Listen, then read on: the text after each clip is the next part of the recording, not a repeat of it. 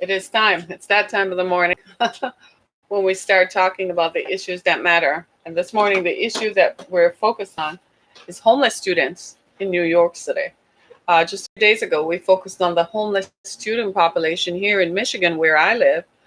And today, as we were searching, my team and I were searching on homelessness, we found an interesting story on written in the New York Times. I'll post the link after the show on homelessness in New York City, not in New York State, New York City itself. Now, we know the population of New York is over 10 million people, so the conversation is going to be around what happens and how does this take place. I know that for many of us, it's uncomfortable to look at. The show will go live in 5 seconds. They're counting down as we join other platforms. Thank you. 1. Hey, everybody. Good morning. This is Harriet Kamek with Down to Earth, the show in which we talk about the issues that matter. And today on our show, we're going to talk about homeless students in New York City. We've had quite the interesting week. As earlier this week, we talked about the homeless students here in Michigan, where I live. And today we're going to talk about homeless students in New York City. When it was brought to my attention, when my production assistant my producer found the story as she was searching for the homeless in New York, in Michigan, and came across this, it was just unbelievable. I had to talk about it. So today we're going to talk about the number of homeless students in New York and how the New York Times followed two of these families, just so you could have an idea. So really it's about sunrise to sunset, from sunrise to sunset, the long days of homeless students, right? And I know for many of us, it's something that we can't relate to or something we don't want to venture into. And some of us have some preconceived notions about this. You know, we tend to think that people who are homeless kind of invited this on themselves, that somehow they're responsible for why this happened to them. And we do tend to blame others. When we see people who are who have found themselves in unfortunate circumstances, we do tend to blame them. We do so, well, they must have had some kind of contributing reason to why this happened. And sometimes I think with the society being more open, we're learning that things just do happen that people do not plan for. So I want to talk about this and talk about it within the context of, it seems we have a national crisis in homelessness. And this has been going on for years, but we used to think this was confined only to California, right? We used to think that the people who lived under bridges were just in California because people went to LA looking for that elusive dream. And when that didn't happen, well, sucks to be them. They should have known, they shouldn't have dreamed in the first place. That's how most of us tend to look at it. But so it was single people or people who were married to one another. So that's their fault. That's their own fault. But now, when you think about homelessness and you're thinking about the number of students who are homeless, that children are caught up in this debacle, we have to take a second look at it. So I want to share some information with you and preface this by saying there are homeless resources throughout the country. The Housing and Urban Development Corporation, Housing and Urban Development, HUD, that is Secretary of Housing, right? That comes under the Department of Housing by the federal government, does allocate resources to communities across the country to form what is called homeless coalitions. What these do is they centralize the resources to distribute for folks who are homeless. Here in Southeast Michigan, we have what we call access points. So they've divided it into certain areas where people can find shelter.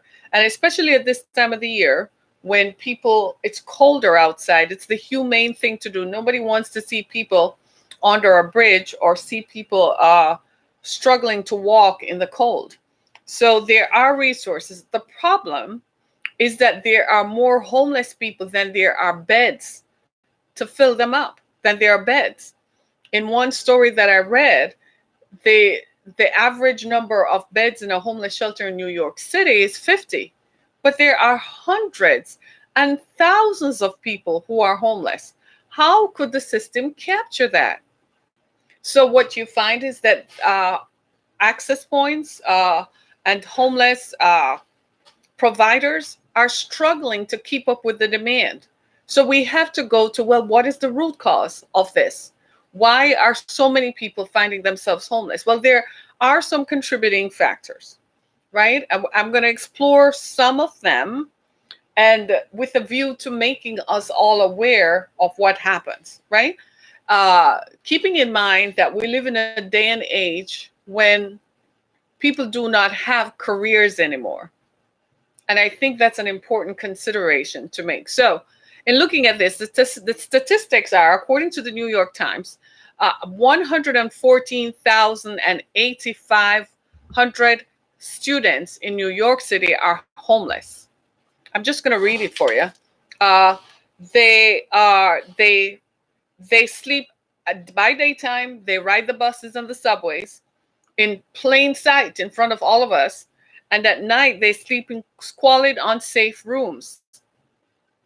Homelessness in New York City has increased 70% in the past decade. Most, and this is the killer, here's the thing,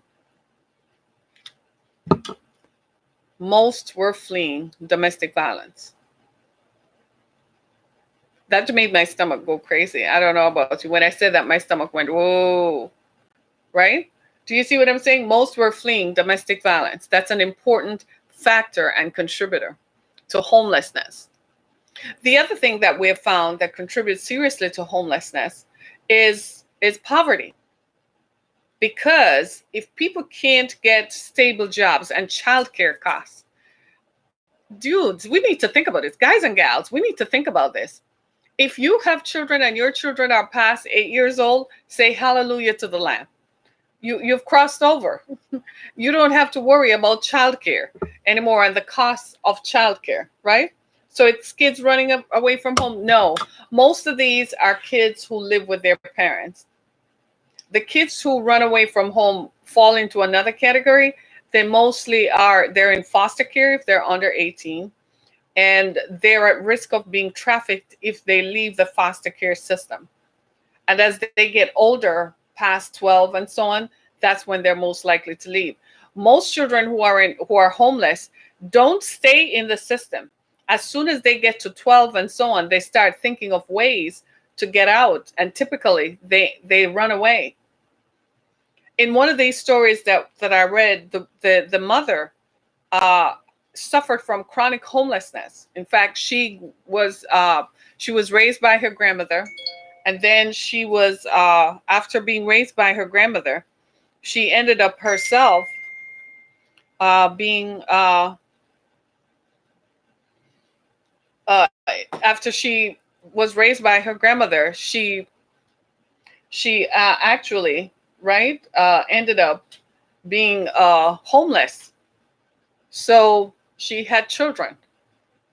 When you look at that unique situation, before you say, well, that was her own fault, why should she? That's a human reaction, and that's how I felt too. But then I had to look at it within the bigger context. People suffer from PTSD issues who emerge from violence. There's no priority housing in New York for parents with children. Then apparently there are not enough beds and not enough spaces. Apparently. There is in most homeless groups, homeless coalitions throughout the country, the priorities are always given to families, people with children, right? But they are homeless because they don't have permanent housing. So they have somewhere to stay where they can sleep at nights, right? It's a shelter where they have to sometimes contribute to the rent. You do know that, right? Sometimes it's not for free. In one of the stories that we read, there were 5 children and the mother in one bedroom. They had to share one bedroom because it's a 2-bedroom apartment. It's a homeless shelter, and it's a 2-bedroom apartment. So all those people have to share one bedroom. But it's better than sleeping on the streets, right? It's transient housing, which means that it's not permanent, right? I can't say enough how important it is to know that you have somewhere to be right? Somewhere where your mail comes to. It's very affirming for children, especially. It helps them to perform better in school. When something is going on at home, children invariably suffer, right? Over here in the UK, we have council housing. The government pays the costs and they will give grades. Wow. Well, the UK traditionally has always looked at subsidized housing in a much different way than we do here in America. In America, we do have something similar called Section 8 housing, but a previous president, George Bush, was the one who took a lot of the funding away from Section 8 housing to fund the wars in Iraq and Afghanistan, of course, and they thought they were trying to get people off welfare. Well, what we have to recognize as a society that there will always be people who can't help themselves, right? Based on importance. So families are grade one, and they will evict single people for families. Yes. Similarly here, families are first priority.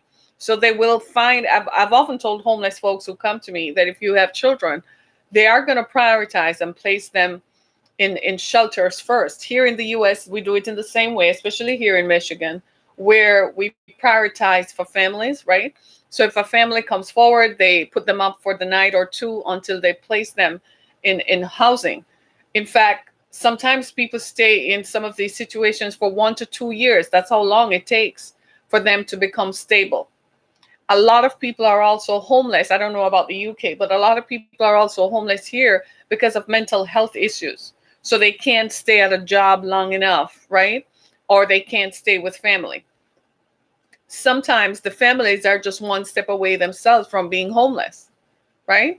So we have a real problem with homelessness. And of course, it's magnified by our numbers. This is why a lot of folks in Europe didn't want to take in any more migrants, because they felt like, well, where are we going to put all these people?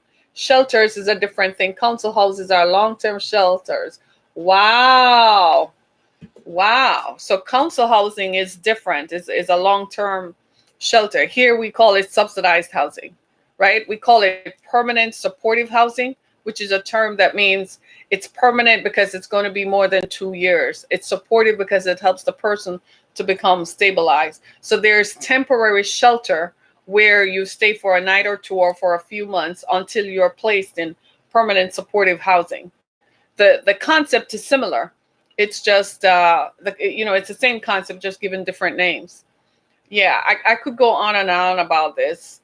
Here in the US, I imagine, I don't know if you have the same issue there as we do here, but we have a lot of single adults, like unaccompanied youth, ages 18 to 24, who are also homeless. Those are usually people who emerge from foster care. And the next tier of it is that when they emerge from foster care, they're struggling to find their footing. They're not going to college. So they're looking for jobs. So they're transient, right? Oh my God. I could go on and go. Temporary, as hostile. Yeah, we used to probably call it hostile here. We don't use that term much now. We call it a temporary shelter. That means they place them in a facility until they find permanent housing. Sometimes the facility is a motel, right? So they'll put people in a one-bedroom motel room if they're a family, to keep them together. One of the things that we have found emerging from that too is that a lot of people who come out of that, a lot of children end up being trafficked. The children, especially girls and boys, when they get 12, 13, and 14 and 15, they disappear. They take off. They can't handle it anymore. A lot of the reasons why we have found that this happens is that a lot of people have PTSD. A lot of these children have PTSD as a result of the trauma of homelessness. Oh my God. You have a lot of that. I know. I can just imagine, right? Right? So it's a worldwide thing if you're looking at it. And we still, you and I, all of us, we're looking at it from the issue of humanity and compassion. Unfortunately, that's not necessarily how policymakers do look at it. They tend to view these folks as if they're second class, they don't matter, and they're not important. Do you see what I'm saying? And so we've created a real problem. There's a real problem associated. It's ignorance too. New York is a large city. Everybody ignores the world around them. And New York City is famous for people just minding their own business. right? So everybody just looks the other way because these children, as the New York Times reporter said, these children are hiding in plain sight.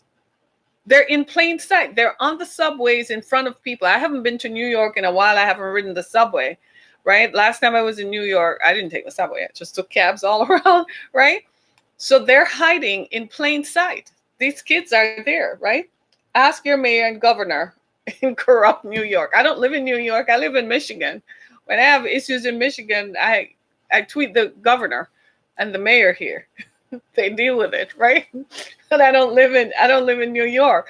But the folks who live in New York, we need to ask for accountability that there are 114 that we need to do more to help these families find sustainable living.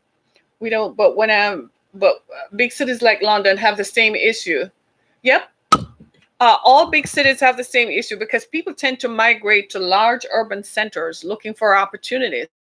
And sometimes when you do that, you become displaced because opportunities are few and far between. And especially in today's global marketplace, employers, I've read a report recently that says the problems that workers in the United States are finding is the same thing in Europe now, where people don't have careers. So the days of going to a job for 20 years and you 40 hours a week, those days are gone. You go to a job for 10 hours per week, 20 hours per week at minimum wage or less, you can't sustain living. This is a big contributor to the housing dilemma all over the country. Yes, you're right. The problems are created by corrupt politicians. You're absolutely right. So they take the funding out of programs that were vested and designed to help people. They remove the funding out of it. And now we have created a whole underclass. We have created a whole other group of people. And now we're looking at them like they're nothing. They don't matter. Pretty soon, the entire world is going to look like big tent cities where people are just wandering aimlessly as more and more people find they can't live. It's not because they don't want to, they simply can't live, right? With 0 hour contracts, so work is never guaranteed. Wow, the UK is working to throw that out. Whoa, maybe I should move to the UK, right? That's great. Here in America, it's called at will employment. So what they do is they hire you for 90 days, and they have to fire you before the 90 days, just at the point when the 90 days is over, because after 90 days, they have to pay you benefits according to the law. It's called at will employment, and they don't have to give you a reason for it. This was created by corrupt politicians who are being paid by large corporations, because large corporations at the end of the day want the money. They want their money. The bottom line is they want as much money as possible. Think about it. A billionaire is not a billionaire unless he has what? $1 billion in cash. So billionaires are not interested in their assets making their net worth $1 billion. They want what? The live and direct cash. Well, how are they going to get the live and direct cash? They're getting the live and direct cash because they pay zero in taxes. So the more money they make is the hungrier they get. So they're going to find politicians and they're going to pay off politicians to make sure that they are never held accountable. They don't have to pay anybody anything. That sucks to be you. That's your problem. Right? Can't do that here. It's probationary periods. If you do nothing wrong, they can't let you go. They used to do that in America, right? Where you had that 90-day probationary period. Anybody remembers those golden days? And they couldn't do anything to you? They took that out and called it no at will employment. It's rampant in the South. Guess where we have the highest incidence of poverty and homelessness? In the South. Guess where we also have it? In urban centers. Here in Detroit, we have a huge homeless problem. The thing with us here in Detroit is that I guess the people here are more compassionate, so we actually are trying to put a handle on it. So if we come across homeless people, there are resources where we can direct them to if they want to be directed to. So most people want to be directed to it, so they find a way. Do you see what I'm saying? But when you look at large urban centers, I read a report recently. You all need to go to CNN, right? You remember I told you about the story about the Yale graduate, the black guy who graduated from Yale and ended up being homeless in San Francisco? San Francisco has a huge homeless problem. So people who are displaced, you go to work, they hire you, then they don't fire, then they fire you, because that's literally what it is. Because you're replaceable, you're nobody, you're dispensable. You're like the CEO got up one morning and he went to the toilet, and after he wiped his butt, you are what he flushed down the toilet. That's how they're treating people and human beings' lives. When they're firing people, they don't think about the fact that people have heart and people have children. I remember because in 2011, when I was fired from my full-time job, my daughter was about to go to college. Imagine that. So I was hoping, naturally, I worked on contracts. So every year I renew the contract, right? So I was planning on what? On getting my working so that my daughter could be in college. They fired me in April and she graduates from high school. She graduated from high school in June.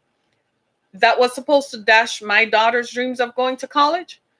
It's for the next year, I lived off savings. The money that I had saved from working was what kept us going for a whole year. I consulted within the year to make money to help keep us afloat. My savings were wiped out within 1 year. Do you think I felt good about that? I came this close to seeing how people, I couldn't believe that these things happen. I could not believe it. So it made me more compassionate because now I understand how people end up in this situation. You had money saved up, but you use the money to live, and then it is wiped out, and you don't live. I didn't earn enough to save the same amount again. Are you seeing what I'm saying? So when you look at the problem of homelessness, to put it contextually, we need to look at the people behind it, because we just see homeless faces. You and I are going home and you think they're an interruption to life, or they're a reminder that this is something we should pay attention to, so we don't want to be bothered. But when you look at it, you have to look at it. What happened to these people? What caused them to be in this place? And invariably, there are a number of factors that contribute to it. Well, where are the politicians? Where is the system? The rest of us pay taxes. So why are the tax dollars that we are paying not being used to alleviate the people who can't help themselves? A big part of the problem is corporate irresponsibility. Large corporations pay a boatload of money to politicians so that they never have to be held accountable. You're watching the impeachment inquiry. You realize that the U.S. ambassador to the European Union wrote a $1 million check to Donald Trump's inauguration and landed an ambassadorship. He wrote, so he literally paid for it. You expect that guy, the ambassador, you expect him to be compassionate to anybody? How could he? He owns a series of hotels, right? He can write $1 million check to a politician so he could get what he wants done. So what happens to the rest of us who can't write a $1 check to a politician, $100 check, $1,000 check, right? This is what is happening. These are the contributing factors. I'm telling you, we are no different today than the folks who lived during the Industrial Revolution. 50 years ago, people might have been a little bit more compassionate and cared about the common humanity of others. Today, they're not. It's all about me. And it's alarming because a lot of people are living on what I call the edge. They don't live in an apartment that you work from time to time. If you don't, my daughter is a lawyer, and we were talking about it's a good thing she spent all of her youth in law school, because she'll be able to buy her own home in a few years. She can work as a lawyer and she can save the money to do it. My youngest daughter plans to stay in school for a long time to become a doctor. She's dedicated herself to that. She says, Mom, it's going to take me 13 years, but at the end, it's going to be better for me. And I am all for it. Do you see what I'm saying? Do you see where I'm coming from? Because we tell people to go to school, go get a college degree, you'll get a job. Then they come out and get a college degree and they're working $10 to $15 an hour. That's not helping them to pay off student loan debt. When my daughter, after her first student loan bill was $2,000, because they're expecting that as an attorney, she's working that much to be able to pay $2,000 a month for student loan plus her other expenses. Do you see what I'm saying? She was stunned. So people are paying $500 to $700 a month for student loans with a 4-year college degree. Many of them can't afford to live on their own. And it is happening to people right across the spectrum. It's corporate greed. You and I see it evidenced in the environment, right? You and I see it evidenced in all the stuff that is going on around us. It's corporate greed. The people who own large corporations do not care about anybody else. They want more and more and more and more, and they're using human beings to get it. So people, you go to and especially, you can't even have children today. Having children has become a barrier for a lot of people. You know what the average cost of childcare is? It's $850 a month for childcare. If you have an infant, that bad boy is going to cost you, that baby is going to cost you $300 to $400 a week. Childcare, the typical childcare cost is $850 a month, in addition to rent, in addition to car payments, in addition to everything else. Think about it. People are like, whoa. And once upon a time, you used to be able to claim it at the end of the year on your taxes. They cut that out. They still give a child tax credit, especially if you pay child care expenses, but you need the money month by month to live. And even if they give you $3,000 back, you still pay $850 a month. So that's $8,000 for 10 months alone. So they give you what, $2,000, $3,000 back? What's that compared to how much you spend out? Do you see where I'm coming from? These are the contributors. So if they intended for that to be population control, I guess it made a dent, because people are like, I'm not having children. I can't afford to. My children ask me, Mom, how did you do it? And I'm like, God, I don't know. It wasn't this expensive, I guess. You see where I'm coming from? So all these are some of the contributing factors to homelessness. It's violence, right? People are fleeing violence in their homes. And then there's poverty. You can't work enough. And then if you have to pay childcare, think about, these are mothers. The children are not homeless by themselves. They're homeless with their mothers. So the mothers are fleeing violence, but because they have young children under 12, they can't go to work, because you need children go to school a certain time. You need predictable hours. I was talking with someone recently who has a similar problem. 3 children, all under the age of 10. She can't take a job she can't find childcare for the job she's qualified for to work in the evenings. There's no childcare after 3, after 5. It's unbelievable. So what's going to happen to her? Your guess is as good as mine. Outside of a miracle, she's going to end up not being able to afford somewhere to live, because you have to work to pay your rent. Right? These are the contributing factors. No one cares. I'm telling you, we're going back to the days of the Industrial Revolution, when the rich drives past in limousines and pour more and more people. It used to be a few people. Now there are more and more people who are finding themselves without home, without shelter, without transportation, without the common basic necessities of life. And it's not just homelessness is not just caused by these factors. There are a number of factors. There's drug abuse. Let's just be clear. Folks who abuse drugs and are unable to keep employment can't live anywhere, right? They end up not being able to afford to live anywhere. So there's drug abuse. What about the folks who are fleeing violence, family violence, the intimate partner violence, right? So they can't stay home, so they have to go. Those who have children but can't work in regular jobs because they have to take the kids to school. I was reading one report where the children are up from 5 a.m. because their commute is over an hour long. So they're from sunrise to sunset. Man, I remember I look at my kids and I'm looking at them and I'm like, if they got home at 4 o'clock, that was a long day. They're like, man, what a day. You know what I mean? And I remember as a parent, I used to think how important it was that after school, they had somewhere safe to go home to and that they could have a snack and they could chill a little bit before, the evening activities of homework and getting ready for the next day. That's what most of us as parents want for our children.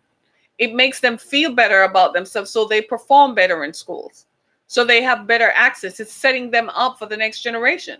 One of the families featured in this article, she has 8 children, some of whom were removed from her. But when I look at it, I'm asking myself the question, where are the social workers, right? I kid you not. I had to ask myself, I found myself asking, where are the social workers? How did the social workers not see that she has PTSD? She has post-traumatic stress associated with violence, associated with the violence that she grew up around. That is a contributing factor to her not being able to survive. You look at some people, and I'm telling you, friends, when I tell you that people are barely hanging on, they're barely hanging on. So when you look at that and you look at the children whom she has, you have to ask yourself, how do those children think about themselves? What kind of tomorrow, what kind of future do they see themselves having? How are they going to dispose of this? How are they ever going to unpack this? And these are real questions because you're talking about the next generation and you're talking about what will happen. You have to think societally. I find today politicians don't think like that.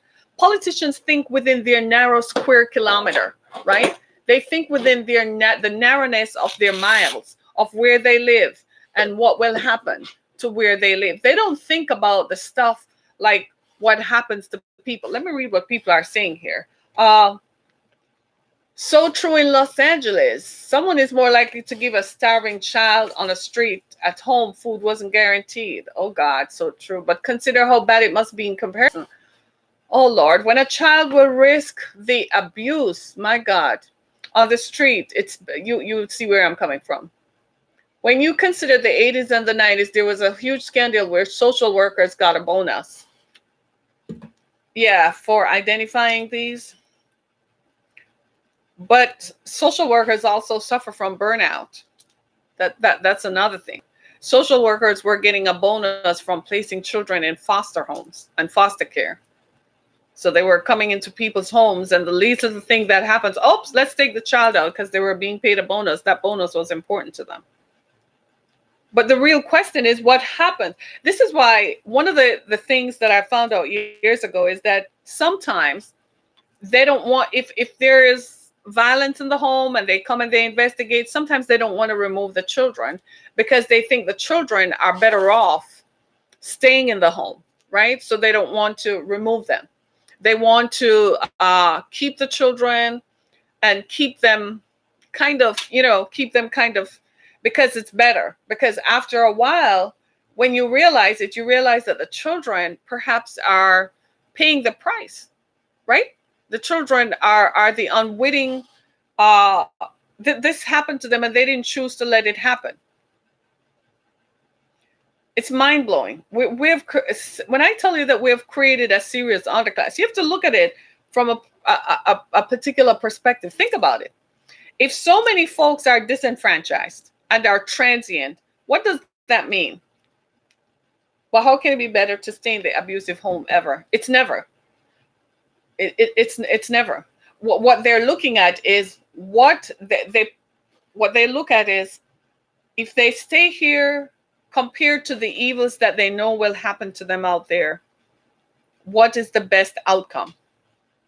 That's all they're looking at. But I'm looking at this from a whole other perspective. If so many people are disenfranchised, what does that tell you? They won't be able to vote, right? Because they're transient. They don't have an address to put on a voter ID or some form of identification.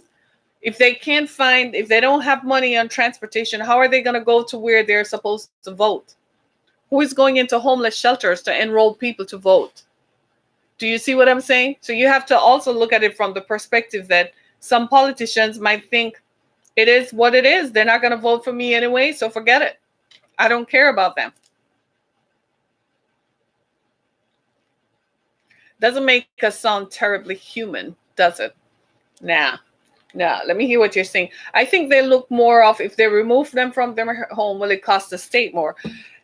Yeah, but they're also looking at it from what happens, because when you remove the child from the home, right, and you place them in foster care, that's a whole other evil. Invariably, sometimes they go from foster home to foster home until they end up, by 18, they are discharged from the foster care system and they end up homeless. So they're looking at it, they're probably better off staying with the parents, who are, as bad as they are, what they will encounter in a foster home where they're beaten, they're raped. Years ago, I came across a situation where a 10-year-old boy had been raped 6 times. He had been in 3 foster homes and he had been raped 6 times. Now, what does that tell you about what's going to happen to that child? And the people were talking about it at a restaurant where I was. And when I asked them to follow up, they wouldn't, because they recognized that somebody was going to be in trouble. He had been raped 6 times. He was 10 years old. And he had been removed from his home when he was 2 because they felt that the mother was a crack addict.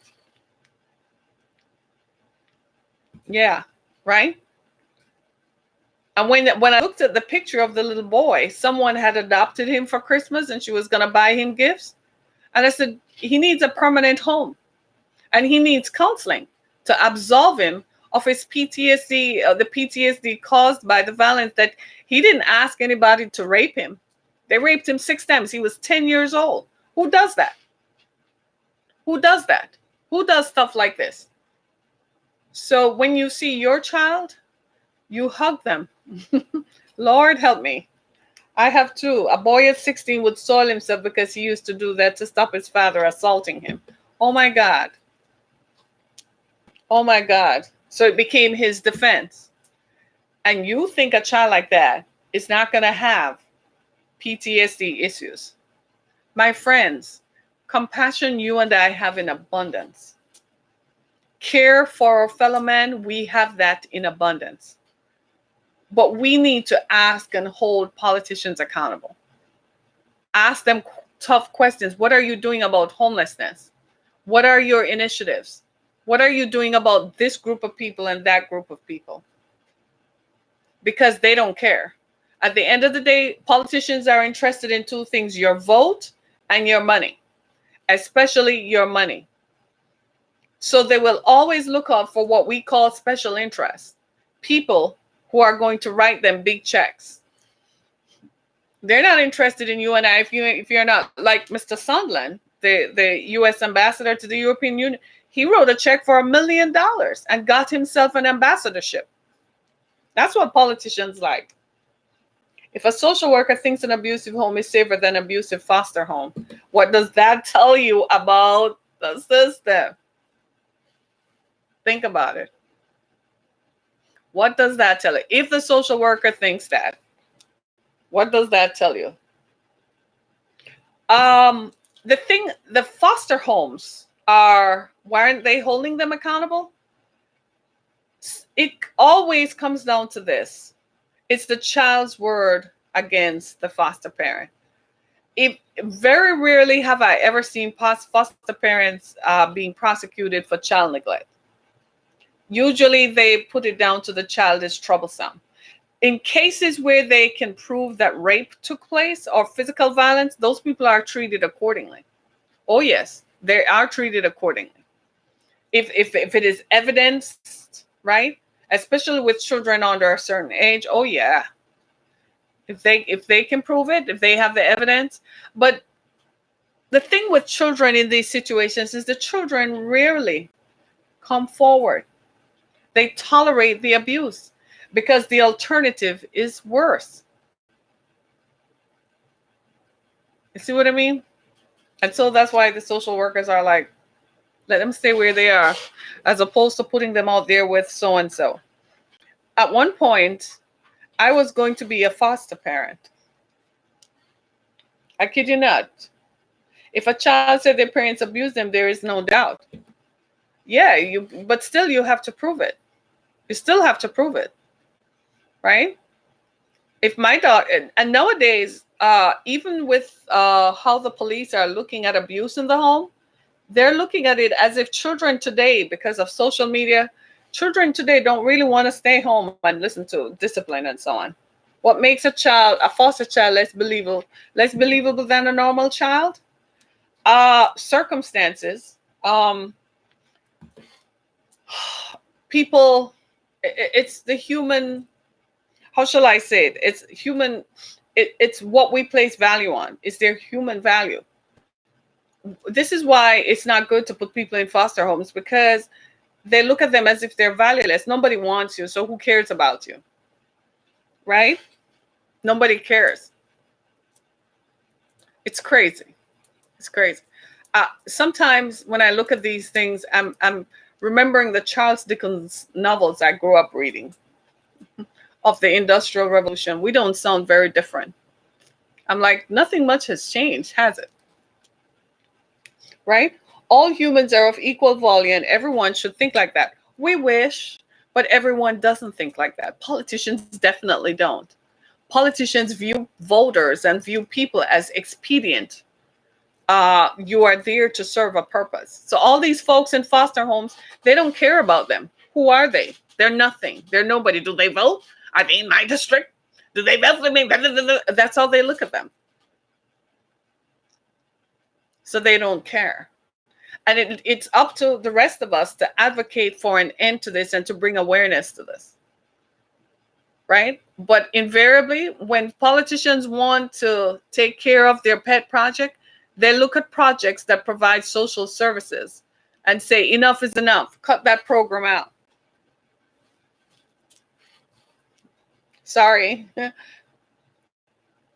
Yep. Politicians look at two things they look at: money and your vote. If you don't have money, you have vote. Okay. So woo them into voting for me. Charm them. But your money, yep. Give money. I kid you not. It's crazy. It literally is crazy. I mean, it sounds like, do I sound cold and callous? But it is what it is. How else? New York City. In the city of New York, there are more millionaires living in the city of New York than anywhere else on planet Earth. Yet we have 114,000 homeless folk, homeless students. That's just the number of children. They did not count the parents. They counted the children. They went to the schools where they know there's a high homeless population. They counted the number of students who are homeless. There are more millionaires living in New York City than anywhere else on planet Earth. You mean to tell me y'all can't give up $100 to continue to fund these projects so people can get out of homelessness? If you made 114,000 people able to vote, I know where you're going. Say it. Say it. Say it. They would surely vote for the person who saved them. Yeah. That's how, what's her name? Alexandria Ocasio-Cortez. Alexandria, the new congresswoman from New York. That's how she won. The sitting congressman had spent 22 years and had done nothing for the people of the district. She was a bartender, talking and went door to door about how she was going to help the people. And guess what the people did? They said enough was enough. They didn't want to hear from the guy who had been there for 22 years. That guy favored special interests. He favored people who owned apartment housing, public housing, right? They were making money. And so the people voted him out. He has not gotten over it to this day. The Democratic establishment look like they haven't gotten over, right? I agree with you that politicians sometimes don't think intelligently, but they live in a bubble. Politicians live in a bubble of their own creating, right? They are surrounded by yes people. So whatever they espouse, whatever viewpoint they espouse, a group of people around them tell them, yes, that's right. Tell them, yes, that's wrong. That's right. That's right. Keep saying that. Keep doing that. You see my point? So that's what politicians, that's who politicians are. So who's going to listen to them? They're not hearing what you and I are saying. They don't care about that. They're like, what are the poll numbers? What are the numbers saying if I do this or I do that?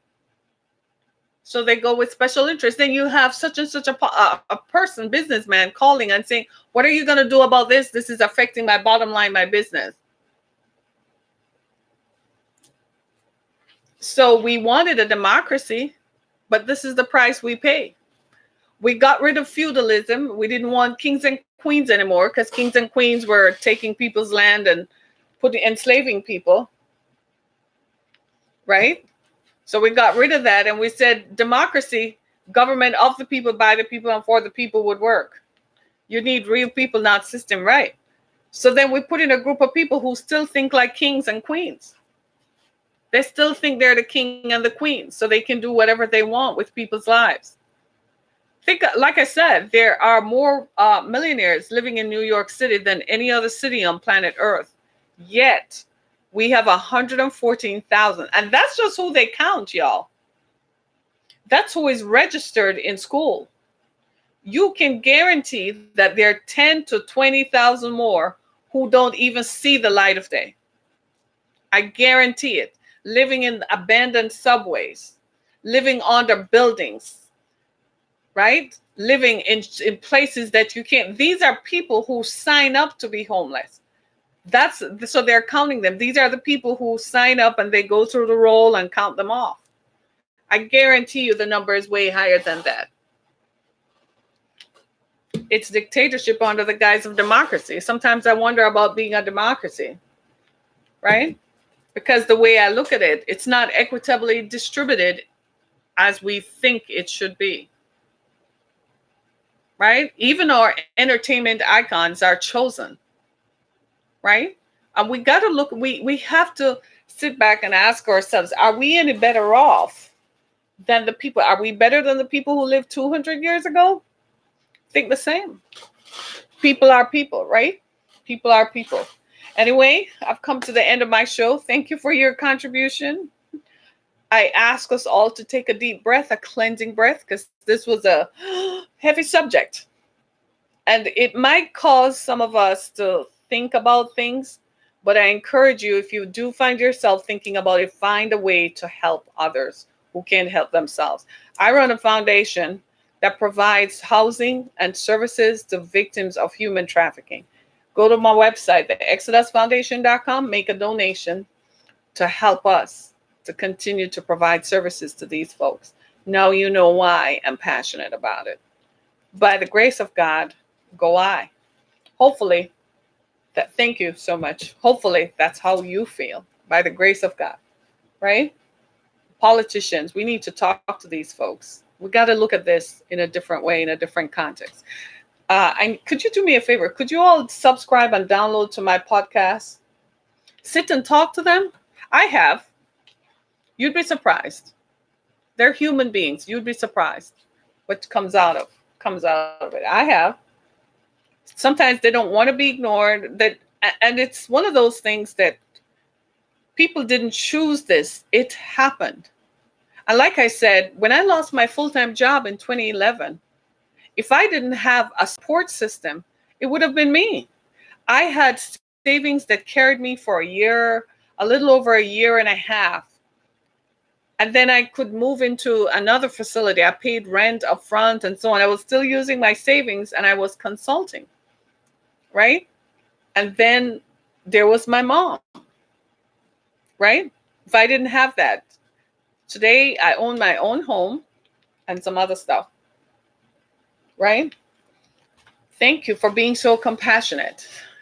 And I'm just going to end with this. They say all kinds of things about people, but the crisis in homelessness was brought to me by some Christian ministers. And guess who else?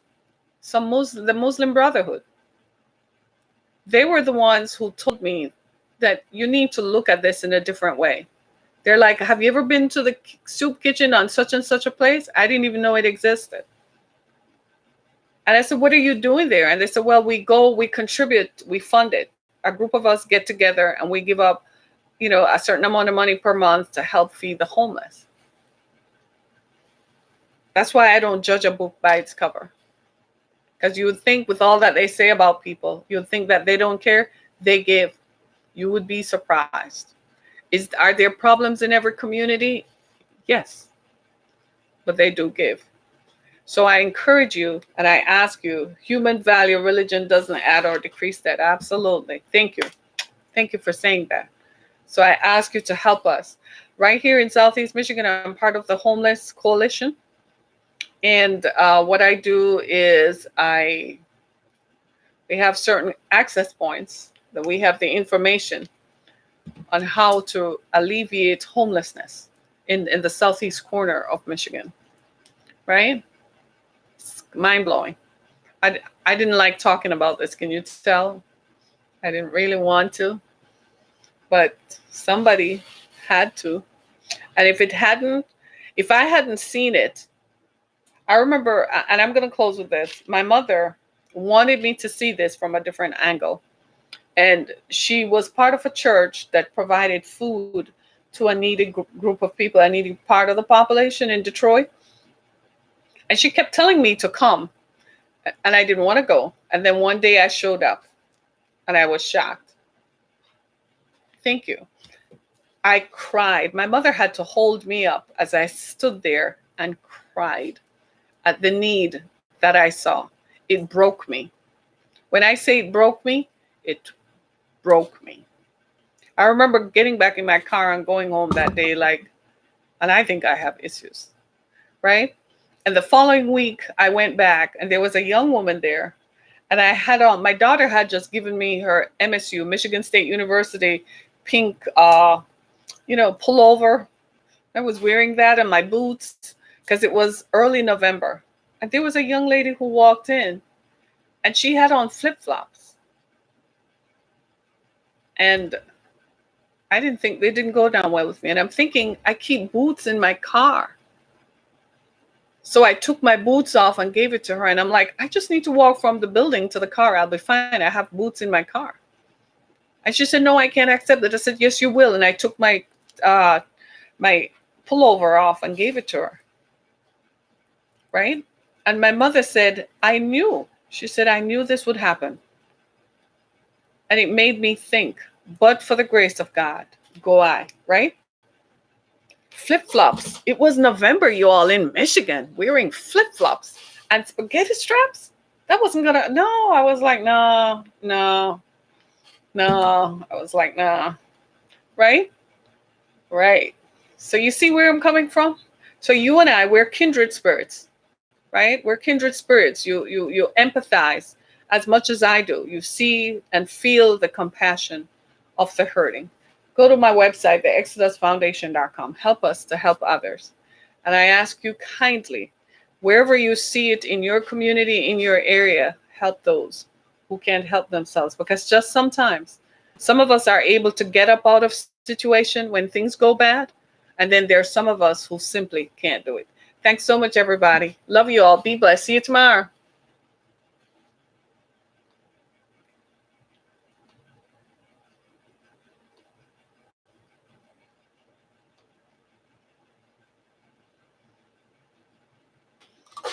Bye. Thanks so much.